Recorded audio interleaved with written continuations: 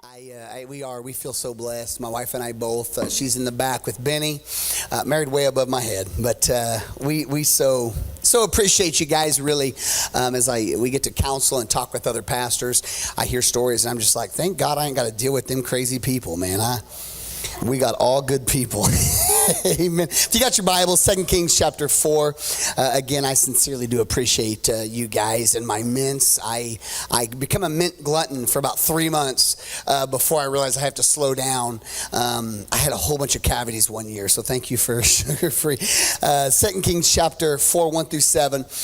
Here's what it says. It says, now the wife of one of the sons of the prophets cried to Elijah, your servant, my husband, is dead, and you know that your servant feared the Lord. But the creditor has come to take my 2 children to be his slaves. And we're going to stop there. So last week we talked about another story from the School of the Prophets. And so our little mini series is lessons from the School of the Prophets. But nevertheless, so the School of the Prophets was school of ministry. So imagine, essentially, it'd be like saying she would have walked up to him and she was like, listen, my husband sat under you when you taught at SBU or when you taught at Evangel or when you taught where you were teaching seminary or whatever school. My husband was one of those students. She's walking up to him and she's like, listen, you've got to understand, my husband ministry was his life. Like his job was God. Come on, somebody. She walked up to Elisha and she's saying, Elisha, you were my husband's teacher and he's dead. Like I've lost everything that mattered to me. She was saying, listen, he's done good. He's done good his whole life. I've done good. My husband was good. My kids are good. And bad things happen. Right, the word says it rains on the just and the unjust alike. As Jesus himself said it in John 16:33, in this world you will have trouble. Like the most depressing thing Jesus ever said. But nevertheless, he said it. He said, in life, trouble's a part. Trials are a part of the process if you're going to live and breathe and have any kind of life. There are going to be times that are difficult and there are going to be situations and things that you don't get and understand. And so she's walking up to him and she's not griping about that. She was saying, listen, I understand that bad things happen. She was saying, I understand that I don't feel good about what I'm going through. She was saying, I'm going through some stuff, but God. She was coming up to the prophet because see, her husband was in that school and I know some stuff had to rub off of him and onto her, and she began to understand, I think, the power of God, and she began to understand the things of God. And so she was walking up to him. The act of her walking up was her essentially saying, I'm going through some stuff. I feel like quitting, but I'm going to hang on. I feel like my world is coming to an end, but I'm going to hang on. I feel like giving up. I feel I'm giving out. I don't think I can go another step, but God, and so I choose to hang on. She was saying, I see you, and I refuse to let go of your nature, even when my situation doesn't dictate. I believe you're good, even when my emotions don't think you're good. I know you're good. I choose to believe that you're faithful, even when what I'm going through says opposite. She said, I'm choosing to hang on. Touch someone, say, hold on. I love Elisha's response in verse 2. If you'll put verse 2 up there, I love Elisha's response. Now Elisha said to her, what do you want me to do for you? Tell me, what do you have in the house? And she said, your servant has nothing in the house except a jar of oil. So she's like going, hey, man of God, I need your help. And I have a feeling in her mind, she was picturing this moment when I see the prophet. I'm gonna holler for help because I'm going through some stuff that I don't get. And when I holler for help, it's gonna be, she pictured like he was gonna be floating across the ground. And she was going to go, man, I got to help me. And he was going to go and make eye contact with her and go, thus saith the Lord of hosts, take 14 steps to the right, 6 steps back, and there'll be a rock. Pick up the rock. There'll be gold. Pay your bills. Like she was expecting some kind of magical thing to happen that would have solved all of her problems. So she's going, hey, man, God help me. And he stops. He turns to her and he goes, what do you want me to do? I know that none of you guys have ever been in this place where you feel like this. What do you want me to do? Like I've cried out to God. I'm going, God, I've served you. I've done this. And why am I facing this? And I feel like God looks at me sometimes and he says, like, it's almost awkward. Like, what do you want me to do about it? Like, I understand that you're going through it. And see, we misunderstand I think this phrase. Like, I don't think Elisha or God was looking at her like indignant or as if he didn't care. I don't think he was looking at her like, I don't think he threw his head like, sometimes women with attitude do. I don't think that's what was going on. I can't do it. Can you do it? I bet Bailey could do it. I can't do that stuff at all. And so if you can imagine that it would be like, if I could, nevertheless, like Elisha wasn't looking at her like, what do you want me to do? He was looking at her like God knows your end from your beginning. He's the author and the finisher of your faith. So he knows what you need before you were ever going to need it. He knew you were going to face that trouble long before you ever stepped into the confrontation spot. Matter of fact, he knew you were going to face it, and he already, James says, prepared and planned a way of escape or a way through it. He's already empowered you to fight the good fight of faith, making you more than a conqueror, an overcomer by the word of the Lamb and the blood of your testimony. He's looking at her, and he's not saying, what do you want me to do? He's saying, already you have what it takes to become more than you ever thought you were able to be. Amen. He wasn't looking at her like, good luck. He was looking at her like, don't you realize who's in you? Don't you realize that the very same power, somebody, that raised Christ from the dead, it dwells inside of you? He wasn't looking at her like, what's wrong with you? He was looking at her. I think he was peering into her soul. And he was saying, don't you understand whose you are? Don't you understand? Don't you get? Like, what can I do? You already have everything God needs you to have. He's looking at her. And then he says, I feel like there was this awkward pause when I read this story. Like, I don't think it was like this. What shall I do for you? Tell me, what do you have in your house? I feel like it was, what you want from me? And she was like, y'all know what I mean. Like it's kind of like when you go through the drive-thru. First of all, you and your wife, you I don't want to say argue, you discuss for 45 minutes about which drive-thru to go through. And it ain't like there's that many options in little towns. And so you get there, and they're like, how can I help you? And you go, as if you didn't know you were going to have to place an order when you got in the... Nevertheless, this is what I picture her being like, what can I take your order, please? What can I do for you? And she's all, whoa, didn't expect that question. I need your help. How can I help? Oh.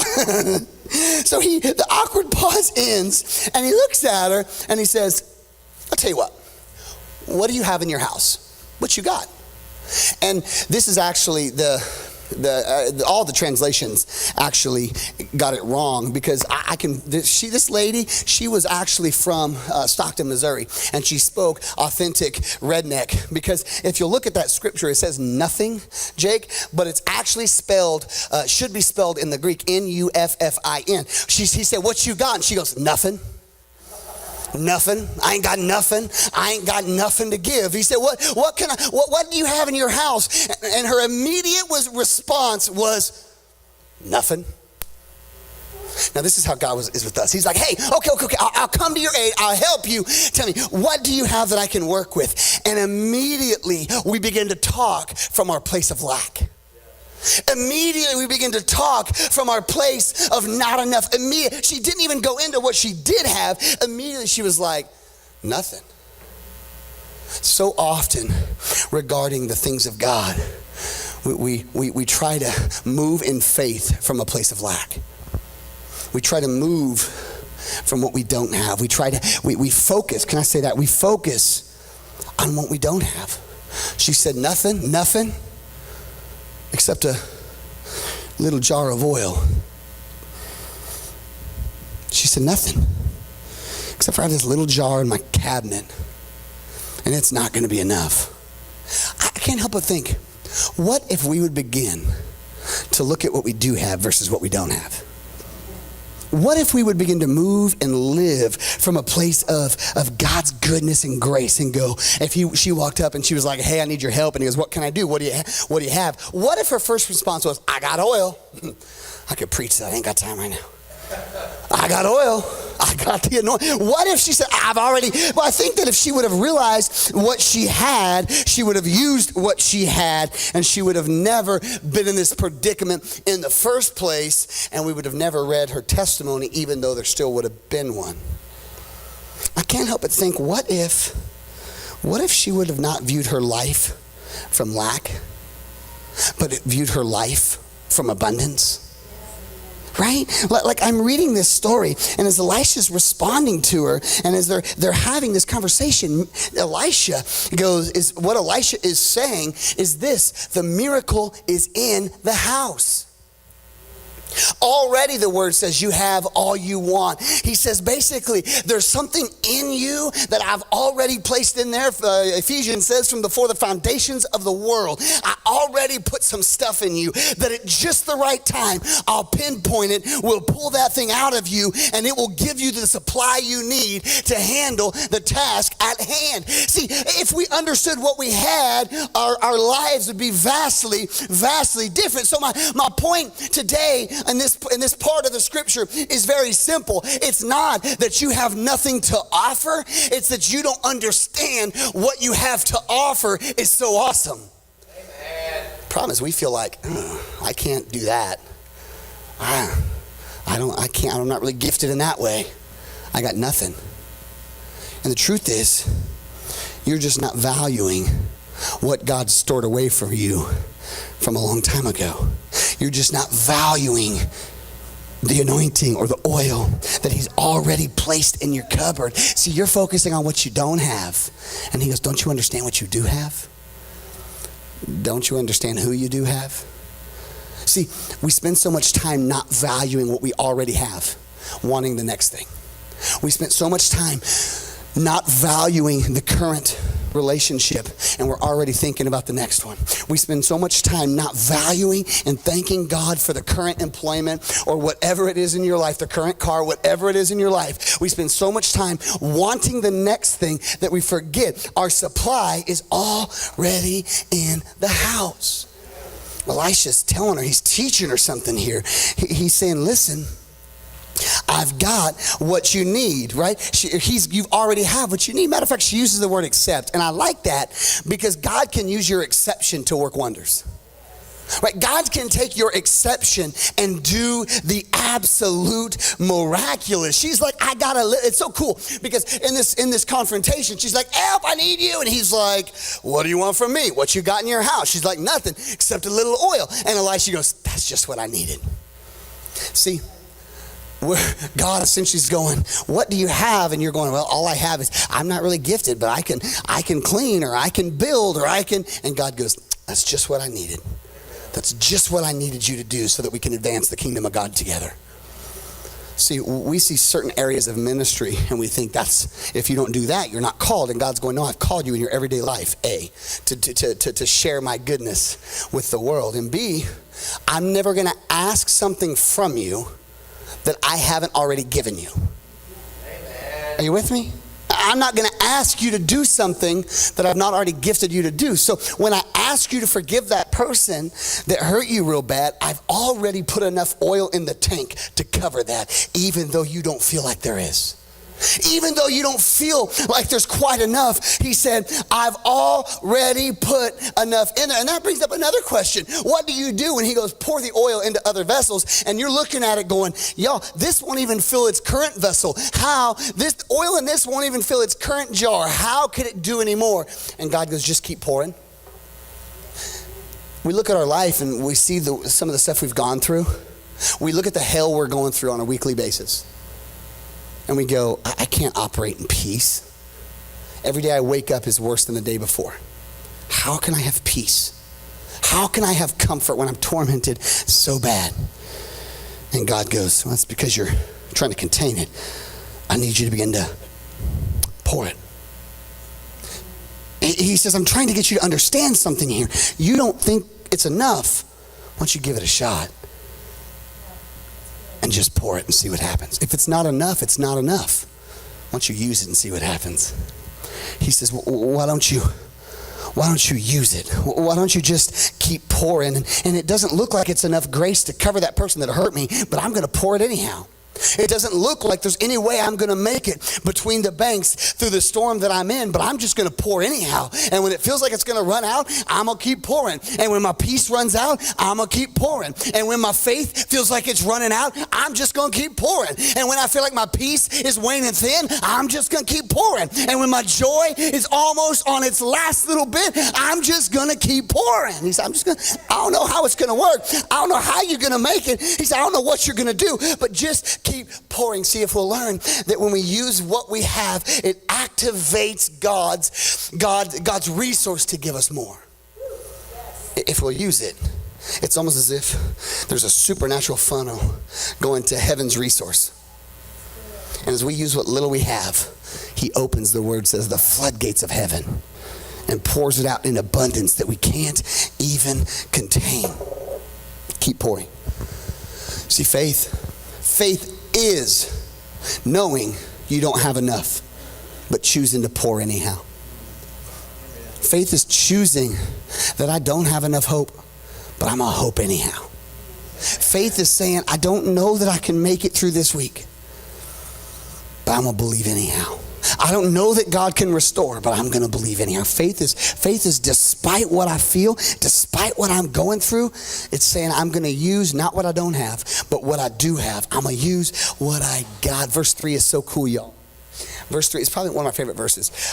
They're all my favorite. Nevertheless, verse 3, let's see what it says. Man, that would have been timed so perfect, it would have switched right there. Okay, that was 4. There we go. Then he said, go outside and borrow vessels from your neighbors, empty vessels, not just a few. This is just so awesome, because he says, I need you to borrow a whole lot of vessels. Here's the thing. Expectation breeds experience. When I expect God to move in my life, guess what happens?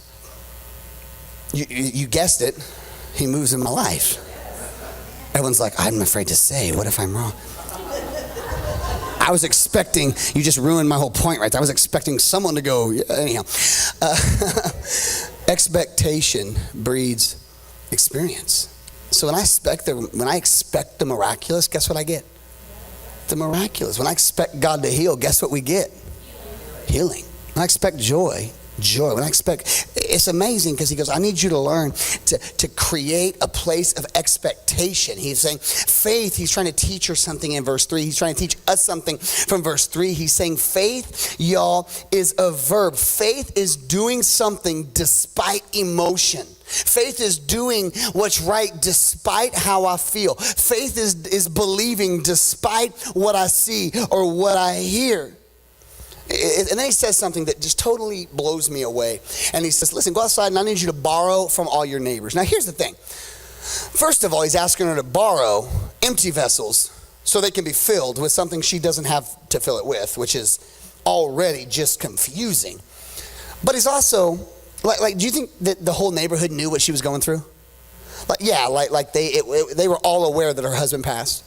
They were all aware that she didn't have money to pay the bills. She was broke as a joke on coke. They were fully aware that there was no way she could make it out of the situation. She knew that they knew that she knew that she could never make it. So now he says, here's the thing. You're going through the hardest time of your life. I need you to borrow from your neighbors. I need you to ask for people's help. Man, you don't think that hurt her pride? Hello. You don't think that made it awkward for her? But I love how God, he doesn't just want to help your right now need. He wants to help your forever need. So he looked at her. He looked down to her soul. And he said, I know that as you've been going through this hard place, you've begun to pull away from the people of God. As you've been going through this place of confrontation, you've been pulling away from church, pulling away from Hill Group, pulling away from ministry. You've just been kind of backing away. You've been telling yourself, I'm not going to quit serving God. But you've just been kind of backing away. You've been kind of isolating people. And he goes, I know what's going on, because then you're going, and this is what we do as a people. Anytime we start going through stuff like this, what we do is what she did. We begin to pull away from the house, pull away from the people of God. And then check it out. We blame everybody else. We go, they quit calling me. They quit, man. They don't text me anymore. And the whole time we're pulling away. I don't even know what's wrong with them. I don't know why they don't ever call me. They're still here But you allowed your hurt to cause you to retract and retreat from the things God has called you to do. So God looks at her and he says, I see you're hiding from people. And if you're hiding from people, you're hiding from your purpose. And he said, if you're going to get to your promise, people are a part of the process. He said, if you're going to get the miracle you need, I need you to come out, come on somebody, from isolation. I need you to come out from this spiritual hibernation. I need you to come out and plug back in to the house, plug back in to the people of God. Quit running away, quit retreating. He says, if you're gonna get the miracle you need, the body has to help. It's amazing. It's amazing. But this is us. And God loves us enough to say, no. I can meet your need without anyone's help. But someday they're gonna need your help just like you need theirs. And we're the body. And I'll not let you do it alone. I'll not let you go through this alone. Church, we don't want you to go through this alone. That's why we have hill groups. That's why we come to church. That's why we do other things. We don't want us to go through this life alone. Amen? He said, for your miracle to happen, I want you to, this is what he tells her, I want you to plug back into your neighborhood. Get involved. It's faith. Guys, she's going to go borrow empty vessels. She has no way to fill empty vessels with what little bit of oil she has. Y'all, faith, guys, faith is to pour out what you have with no control of the outcome. See, it's easy for me to do certain things if I can control the outcome, right? It's really hard to do certain things if I can't. Right? So for bosses and business owners and different things, it's hard to go on vacation if someone else is watching your shop. Y'all know what I mean? Like, because it's going to get messed up. None of you go, okay. But that's the way we feel, isn't it? We're like, oh man, if I leave, it'll all fall apart. That's what he's telling her. That's what she's trying to learn. She's trying to learn that faith is me doing my part and knowing that I have no control of the outcome. That is faith. You have one job, pour. I'll add the resource. I'll give you more than enough. You have a simple job, pour. Well, what I mean is this. What I mean is this. It's to serve even if you don't feel appreciated. Y'all, that's faith. It's to love even if it's not reciprocated. That's faith. It's to decide to move on with the wound still open in your heart. Y'all, that's faith. That is what faith is. And the problem is, she looked at this. I know that she had to be thinking, empty vessel? I can't do nothing. I can't do nothing with an empty vessel. Problem is, you don't determine the value of the vessel. We look at people and we go, oh, they're not worth my time. We look at people and we go, they're not worth, they did really wrong to me, and what they deserve is to get hit in the teeth with a baseball bat, and I would like to be the person to deliver that to them. Like, that's what we feel. Okay, a few of us are being honest. That's what we feel. They don't deserve it. God goes, I know, but neither did you. No, they don't deserve your love, but love them anyway. They don't deserve your time, but give it anyway. They don't deserve you to sow into their life, but sow it anyway. See, we don't get to determine the value of the vessel. We have one job. Pour it out. We have one job in the process, and that's to pour it out. In verses 4 and 5, he says something that's so incredible. He says, listen, you're going to go in, and what he tells her in verses 4 and 5 is you're going to shut the door behind you, and then you're going to pour into vessels and fill them up and have your siblings bring them to you, or your sons bring you the empty vessels and fill those up. But he starts off with this, then go in and shut the door behind you. You ever wonder why he talks like that? Why does he tell her to shut the door? I couldn't help but think about Jesus. When Jesus goes to heal the little girl, she's dead, and he walks up and he's like, hey, the girl's not dead, she's sleeping. And what do the people do? They laugh. So what does Jesus do? He kicks them out of the room. He says, you're no longer welcome here. He shuts the door behind him, if he had a key, puts his key in the lock and locks it so they can't get in. Maybe he threw the key away, I don't really know. But the problem is, the reality is, he said, I am not going to allow outside influences influences to detour me from the direction that God has called me to go. See, faith has a way of having us do things that doesn't make sense to people that don't operate from a place of faith. Faith has a way of having us treat people and doing certain things that to the rest of society, they look at us and they're going, you're crazy. Why would you ever do that? So Elisha says there's going to be people, there's going to be haters that don't understand what you're doing. So I need you to shut the door. He said, I need you to shut the door on doubt. I need you to shut the door on disbelief. I need you to shut the door on discord. I need you to shut the door on jealousy. I need you to shut the door on confusion. I need you to shut the door on everything that would detour you from doing the things that God has called you to do. Shut the door. Shut the door. Shut the door. Shut the door, woman. Shut the door. He said, shut the door. Because there are going to be people that go, no, don't do it this way. No, shut the door. You do what I told you to do. Shut the door. I know that everyone says you deserve better than them, but shut the door. Shut the door. I know that you deserve being treated better than that, but shut the door. That's not how you're going to operate. Shut the door. Shut the door. Shut the door. Shut the door. That's faith. That's faith. And then he says, shut the door. I need you to pour.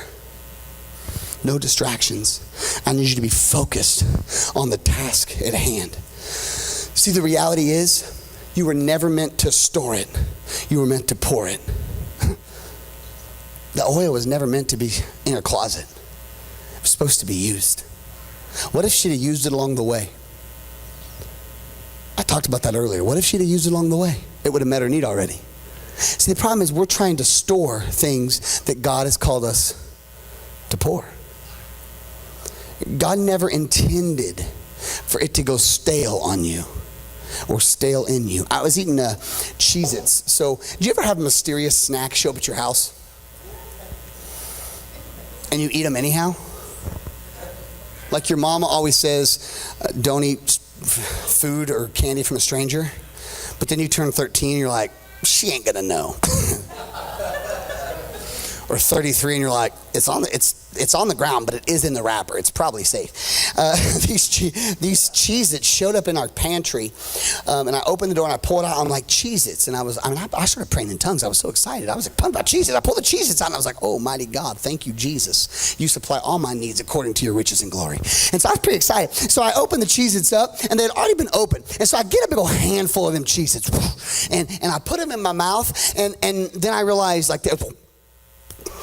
they were stale. Like they were probably like 6.5 months old, that maybe had fallen behind. And then my wife found them and was like, oh, yeah, we have 4 kids. They'll never know. Not knowing it was going to be her hubby that ate them all. And so, but there was still salt on them. The salt was good. Salt doesn't lose its saltiness. Sorry, preacher joke there. Anyhow, so I ate the chips, and so I eat them, and I'm like, that's terrible. That's what we do. Come on, be honest. Like you eat chips and you open them up and you're like, oh gosh, that's terrible. Honey, bring the dip. And she's like, it's molded, babe. I'm like, it's okay. It's probably fine. Oh gosh, that's sour. Right? Like you forget you have it.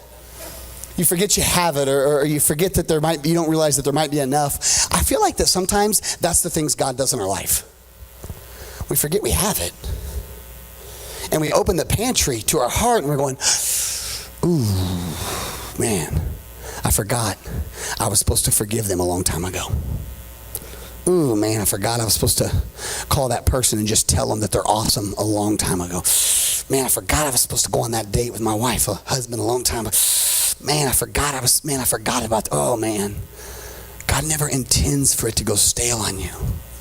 But when you store it, the unfortunate truth is other things get put in front of it along the way. And then we forget that we even ever had it. And as we store it, it stales. And then as we clear things in our life up, we come back to it and we're going, oh, should have done that. But now it really does have no value. See, God's trying to teach this young lady. He said, I don't want you to store this thing. I want you to pour this thing. Don't let it go stale on you. See, here's the reality, guys. What you need is often the very thing that you are called to pour. You need mercy? Guess what you should pour? You need peace? Guess what? You need joy? Guess what you should pour? Is there anybody named Nellie or Nancy? If you're a Nancy, forgive me today. You know Negative Nancy? You know who I'm talking about? Like they walk in the room and you're like, oh good, they're here. Hey. Did you invite them? Well, the party's ruined. How are you? Y'all know who I'm talking about. If you can't think of anybody, someone's thinking of you. That's right. That's right. Y'all know what I mean. Nancy walks in and it's like it finally rains. Like if it were to rain this week or month or maybe the rest of this year, we're hoping for rain. Come on, Jesus. And it rains and you're like, man, Nancy, aren't you thankful for the rain? She's like, no. Got mud on my tires. For everyone else, mud's a good thing. You know what I mean? Like whatever. But it's like no matter what you say, like she wins $100 free voucher to, I don't know, Sam's or Walmart. And you're like, man, I heard you won $100 card. That's amazing. She's like, yeah. What can you buy for $100 nowadays? Like no matter what you say, it's bad. You all know what I mean? Like Negative Nancy. See, the problem is, God, I think at some point in Nancy's life or in Nelson's life, there was some joy bottled up in there, God in heaven. I think there was some joy that she put away a long time ago. And along the way, she was supposed to be pouring it. But instead, she was afraid it was going to run out. So she poured it, or she stored it, and she hid it in her life. And now she walks around void of the very thing that she has stored away. If God can't get it through you, why would he ever bring it to you? If God can't get forgiveness through you, why would he bring it to you? If he can't get peace through you, you're a peacemaker, the word says, why would he get it to you? If he can't get strength through you, why would he bring it to you? If he can't get finances through you, why would he bring it to you? See, the problem is we think it's all about us and accumulating for the sake of us. And the reality is, you're a conduit. You're a funnel from which God pours his glory, from which God pours his goodness. See, he's not trying to get it through you. He's trying to get it, not trying to get it to you. He's trying to get it through you. He's trying to get this woman to understand it's bigger than her current need. He's trying to get this young woman to understand that God not only wants to get to her, but he wants to move through her. And verse 6 and 7 is one of the craziest. I'm going to preach verse 6. The end of verse 6 says the oil stopped. Sometime, if the Lord will allow me, I want to preach this at a pastor's conference, and I'm going to title this thing, What Do You Do When the Oil Runs Out? The oil runs out. The oil stopped flowing. What do you do? Like, obviously in her story, this is a good thing. And obviously in your story, the oil stopping is a good thing. That means you're going to move on to the next good thing that God has for you. But for most of us, we get really depressed when the oil stops. We get really discouraged when the oil stops. So we sit, come on somebody, under the spout of where the oil used to flow, wondering why God changed. We wonder, God, there's no more flowing. God, what am I going to do if you don't keep pouring the oil? God, why? God, how come? God, I'm confused. God, I'm mad. God, would you please pour it once again? And God's going, I'm trying to get you to realize what I did was good, but what I'm about to do is better. What I did in the former, you can be thankful for, but what I'm going to do in the latter shall be greater. What I'm going to do in the next season of life will far exceed everything you've experienced in the former seasons of life. But the problem is we sit under the dried up oil spout saying, God, why? And God's looking at us going, don't you understand you're going to miss the next thing? Because you're lamenting over the last thing. You're going to miss the things that I want to do for you and the things that I want to do in you because you're holding on to what was. I make a statement, make it often. I am thankful, and I will always tell testimonies from my life. But I don't want to always tell old testimonies. I want new ones. I want to share the testimony of just Sunday night sitting right here. Tell me your name again, brother. Clayton, right? Okay, that's what I thought you said. Clayton couldn't hear. He had ringing in his ears, couldn't hear nothing.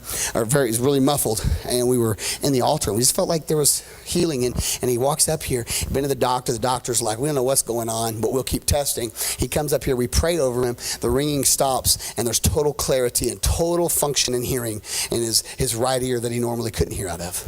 Amen. Yeah. Y'all, I'm thankful for the young boy that I prayed that was blind in one eye and then he saw. But that was a long time ago. I'm equally as thankful for a brand new testimony. See, God's going, listen, the oil flowing was a testimony. The oil flowing was my goodness. But don't stay there, because you'll miss out on the next place I want to pour out. You'll miss out on the next place and the next things that I have for you to do. And then he tells her something. Worship team, come on out. And then he tells her something that is so incredible. He says, listen, sell what you got and live on the rest. He says, listen, there's enough oil. Live on the rest. Live on the rest. Just live on the rest. Live on the rest. Live on rest. Just live on rest. Live in rest. Live in rest. I feel like along the way, y'all, from us doing the things God has called us to, along the way from us moving from the beginning of the story when she's stressed, she doesn't know how she's going to live, along the way from us transitioning from being stressed to rest, one thing has to happen. It's going to cost you a little bit of oil. Along the way of you transitioning out of this place of lack, out of this place of negativity, out of this place of hurt, out of this place of confusion and wandering, into everything that God has, into the rest of your story, into the rest of God. You have to pour a little oil out. And as you pour it, He refills your cup. And your cup, the word says, overflows. Problem is, we hold on, because what if it runs out? And God says it won't run out till it's more than enough. It will not run out till it places you in the rest of God. I'm at a place, and I'm not there yet. I'm trying to get to a place in my life where I'm done trying to be around the outskirts, and I'm trying to move into the rest of God. The rest of God. This woman, she shows up and she's like, I don't have what it takes. It's not enough. I was so hurt, I don't have enough grace. And God says, just pour what you do have. And she's saying, I don't have enough finances. And He says, just pour what you do have. Start with that. I don't have enough hope. Just pour what you have. I don't have enough strength to make it through another day in this situation. He says, I know that. Just pour what you have. Just pour what you have. See, the picture of this story is the cross. It's your total bondage, gonna lose everything, and the price was paid.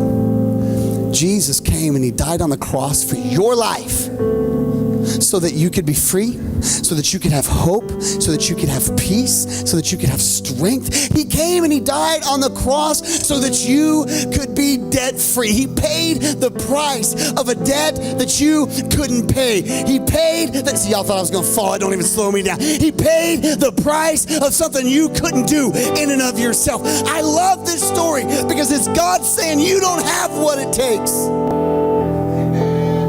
but I do. Just give me what you got, and I'll add increase. Would you bow your heads all over the place? Man, He died for you. He died for you. His peace is over you. His love is over you. If you're here and your heart's not right with Jesus, I don't know your whole story, but if you know it's time to get your life right with Jesus, just pray this prayer with me. You're ready to surrender your life, you're ready to follow Him, and maybe you've never asked Jesus into your heart and you're ready to do that right now, here's your chance. Pray this prayer with me. Just say these words: Jesus, I've messed up. sinned. I've done my own thing. I've tried to store what you called me to pour. But I believe you died on the cross for me and you rose again. Forgive me of my sins. Forgive me of my sins and make me brand new. God, make me brand new today, Jesus. I give you my life. In Jesus' name I pray. Amen. No one's looking around still, but if you prayed that prayer with me, just stick your hand in the air. Just stick your hand in the air.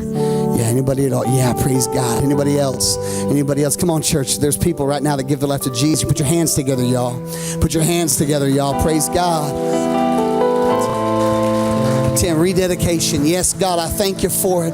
God, I thank you that you're good. Lord, I thank you. We're going to sing this song one more time, then I'm going to close in prayer. But God, right now, everybody else, would you get on your feet with me as we just thank God for his goodness, as we rejoice. We're thankful for what he did, but we're excited about what he's fixing to do. We're thankful for who he was, but I'm even more grateful for who he is currently in my life. I'm thankful for what he did years ago, but I am ecstatic about what he's getting ready to do in our life and in the lives of the hill. God, I thank you right now. I thank you today, Father God, for the lives that are changed in this house. God, I thank you, God, that you filled this house with people that need you. God, I thank you today we got to share that we now have a location for the Bolivar Church. God, I thank you. There's new places that we're going to go and share your goodness and glory with. God, I thank you that we are a funnel for the goodness and the glory of God. Lord, I thank you today. God, I pray over these people right now. I pray that, God, you would move in their lives. And, God, as they go this week, they'd pour out everything that you've put in them. In Jesus' name we pray. Amen. Love you, church.